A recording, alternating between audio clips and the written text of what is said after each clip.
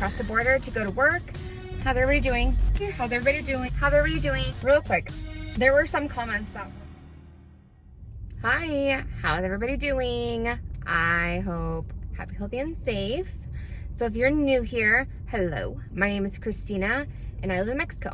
I crossed the border to go to work. So while I sit in line, I like to make videos talking about my life, daily life, stuff that's going on in this crazy world. So I hope that you guys hang out and subscribe. And for my returning lovers, hi guys, thanks for coming back. I love and I appreciate you all. So I was on Facebook, duh, always on Facebook. And there's no we, it's just me. I'm so silly.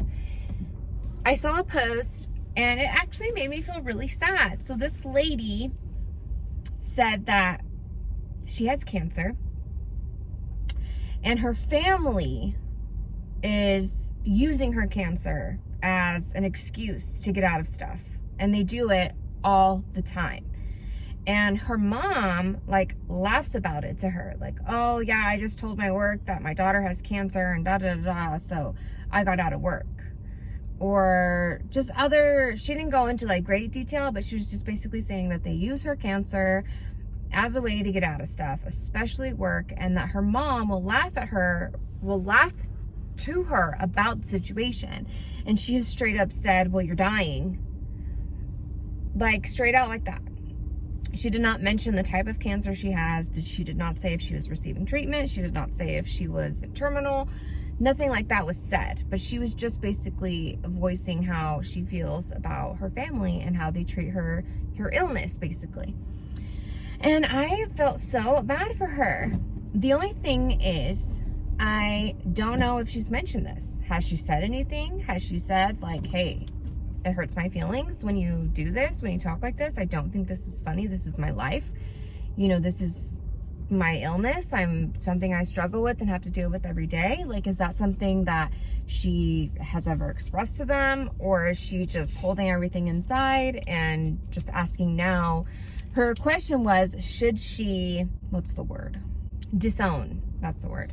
Should she disown them is her question. So, as awful as it is what they're doing, I wouldn't necessarily say to disown them right away. My personal opinion would be to talk to them about it. Tell them how you're feeling. Let them know, hey, I don't think this is right. It really hurts my feelings. This is a very sensitive subject and situation. You know, I really want you guys to take it seriously and to understand what I'm going through. That would be my advice. Now, if she talks to them about it and then decides at that point that they don't want to change their ways, they want to keep treating it how they're treating it, then yes, by all means, at that point, that's just toxic. And they're not going to want to, you know, do what you're asking of them. At that point, yeah, I mean, what are you going to do?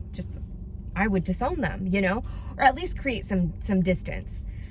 Now, that brought me to the topic of family. You can't always pick your family. You don't pick your family. And a lot of people say it's not about who you're blood related to. You know, your family doesn't have to be blood related. A lot of people are saying that their family is not related to them by blood at all. That they just consider close friends that are not blood related family because they have so many issues with their family. Now, at the end of the day, I feel like I might feel this way because I'm so grown into Hispanic culture. But, you know, with Hispanics, family is family. Like, you don't mess with family, you know? You guys can fight and punch each other and call each other the worst names. But at the end of the day, you'll sit there and you'll love each other because you're family. And that's just how the Hispanic culture is, in my opinion. For other people, I think it is easier to just say, well, I don't want anything to do with them. You know, they did this to me, they did that to me, and whatever the situation might be. If you have people in your life that are toxic and not doing you any good, I don't think there's any reason to keep them in your life. But if 10 years down the road, you get a phone call that that person's in the hospital and is dying, do you go? Do you go and say goodbye? Do you just not care? Like, how would you treat that? Because at the end of the day, whether or not you guys had issues or got along or didn't got along or whatever it was, you guys are family. To be honest, for example, another example, my mom, I know my mom watches my videos. Hi, Mom. Oh, I love my mom. I have put her through hell. Like, I'm probably one of the worst daughters ever. The things that I've done to my mother are awful. And I recognize that 1000%. I have apologized to her many times. You know, I'm not perfect, far from. And there are many times where my mom could have turned her back on me and could have said, you know what, I'm done. I am done. She's actually said it before. I'm pretty sure she's been like, Christina, I'm done with you. When are you gonna change? You know, because yeah, I was not the best person, especially, you know, younger. I mean, even now, every now and then, you know, drama in general happens, and you know, I give her a huge props for putting up with me. But at the end of the day, you know, I'm her daughter. I'm her only daughter. She doesn't have any other children. I'm it for her. It's me and my kids, her grandkids. But without me, she can't really have that great of a relationship with her grandkids right now, at least because they're little. But through all the bull and the crap and everything else in between, she's somewhat stayed by my side. I say somewhat, but because we have put distance through between us. We have gone periods of time where we don't talk, or, you know, we're definitely not as close as we used to be, for sure. We used to be, you know, I would almost consider her one of my best friends. We talked every day. I talked to her about everything. We always saw each other throughout the week. You know, we were real close. I think it's harder now because I'm so far away, and because she does not get along with my husband. So that does make things more difficult. But at the end of the day, she's my mom. I love her to death. At the end of the day, whatever is in my power, in my control, I would do for her. And I know she would do the same for me. She has unconditional love for me as her daughter, as I feel like any mother should. So when certain parents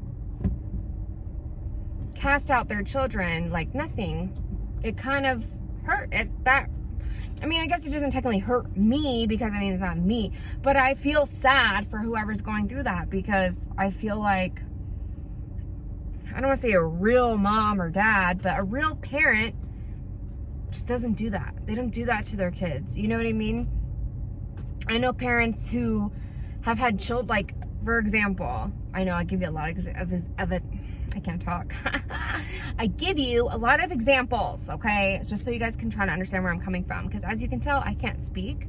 And so a lot of the times what I'm saying might get confusing. So that's why I like to use examples, because I'm hoping that kind of explains the situation better. Anyway, going forward. For example, one of the children who shot up a school and killed a whole bunch of kids, they have parents. And I specifically remember one of those kids' parents was devastated. And no matter what their child did, they still had love for their child. Even though they murdered, you know, 30 plus children and people, you know, an awful, awful thing, you still can't help but to have love for your child. Are you happy with what they did? Of course not. Do you agree with what they did? Of course not. But that doesn't mean that the bond you have with your child goes away. Does that make sense? But I feel like it's different when it comes to a parental-child relationship than like maybe siblings or aunts and uncles or cousins and stuff like that. I used to be really close with my cousins. Super duper close. He was basically I'm thinking of one cousin in particular because we were with each other like almost every day. And we basically grew up as brother and sister. I mean, we were always with each other. I haven't seen him in probably over 10 years. I haven't talked to him in probably the same amount of time. You know, I hear about him from other family members, and I have love for him. I wish him only well. It's not that anything bad happened or anything like that, but, you know, there was some drama between our families, and that just kind of put a danker in between. Not to mention, being in Mexico, I'm away from everything. And because I'm constantly working, or the small amount of time I get off of working, I'm spending with my kids, I really don't get a chance to go and travel and visit anywhere, because half of my family's in Arizona and the other half of my family's in Northern California. So it's not like there's a nearby, well, I can just drive an hour away and go visit. Like, no. It's either 6 hours one way or 8 hours another way, and there's no way I can do that like in a day, you know? So being able to visit with family has been very difficult. It's happened here and there, but nothing that has been constant. But basically, I want to try and figure out, can you disown your family? Is that something that you should do? Are there certain situations where it's okay? Or is there never a situation that makes that okay?